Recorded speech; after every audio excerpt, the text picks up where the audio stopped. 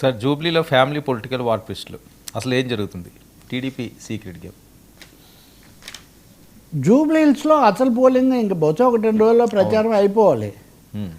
Family వార్గా మారిపోయింది, caste వార్గా మారిపోయింది, ఇంకొకటేమో political war. సరే నిజంగా ఒక్క ఉప ఎన్నిక కోసం ఇంత గొడవ చేస్తున్నారు ఏంటి అని కూడా మామూలు ప్రజలు ఆశ్చర్యపోతున్న ఒక పరిస్థితి. మీరు చూడండి, ఎప్పుడు కులం గురించి తెలుగు రాష్ట్రాల్లో చాలా తక్కువ. ఈరోజు బీఆర్ఎస్ వాళ్ళ పత్రిక ఫలానా కులాన్ని ఫలానా జాతిని మోసం చేసింది కాంగ్రెస్ పార్టీయే.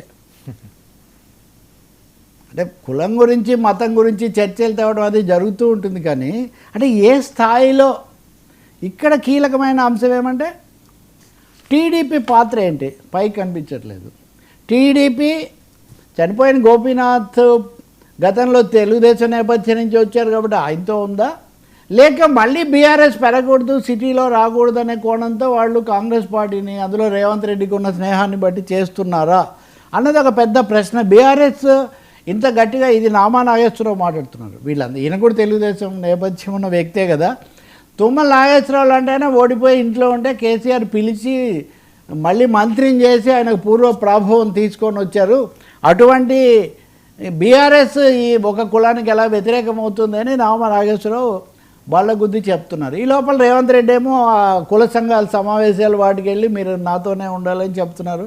గాంధీ లాంటి వాళ్ళు కూడా ప్రచారం చేస్తున్నారు, ఇదంతా అంటున్నారు. ఇది ఒక పెద్ద ఎత్తున జరుగుతుంది. ఇది క్యాస్ట్ వార్ అనుకోవచ్చు మనం.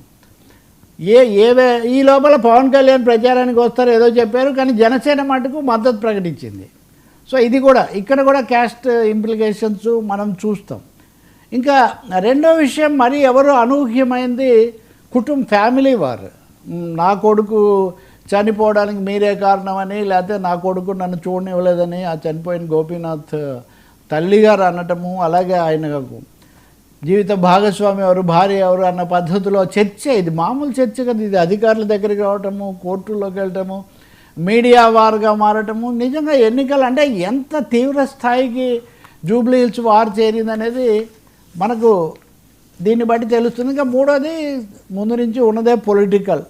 బీజేపీ కూడా గత 2 రోజుల్లో కొంచెం వేడి పెంచింది. నిన్న బండి సంజయ్ కేంద్ర మంత్రి ఆయన రంగంలోకి వచ్చి రేవంత్ మీద కాంగ్రెస్ మీద తీవ్రమైన సవాళ్లు విసరడమే కాకుండా మీరు బీఆర్ఎస్ను కాపాడుతున్నారు, 1,00,000 కోట్లకు కేసీఆర్ మీద కేసు పెడతా అని చెప్పి మీరు 9,000 కోట్ల మటుకే సిబిఐకి అప్పగించారు.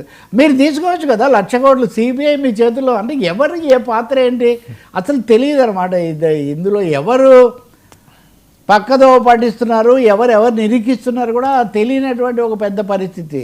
మజ్లిస్ ముస్లిమ్స్ వాళ్ళు వచ్చేస్తారు ఈ దెబ్బతో, పూర్తిగా వాళ్ళ కొమ్ము కాస్తున్నట్టు రేవంత్ రెడ్డి అని బీజేపీ దాడి చేస్తుంది.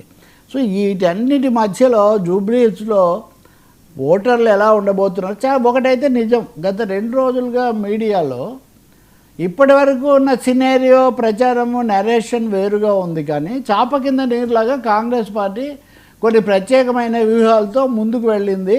లోపాయికారిగా తెలుగుదేశం కూడా వాళ్ళకే మద్దతుగా ఉంది అనేది ఒక పెద్ద ప్రశ్నగా తయారైంది. కాబట్టి Jubilee hills Jubilee hills goes అన్నది మటుకు చాలా ఇంట్రెస్టింగ్ నిజం చెప్పాలంటే.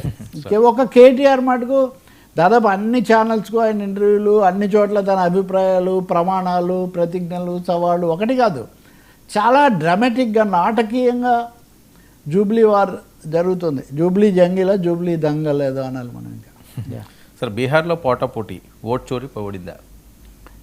బీహార్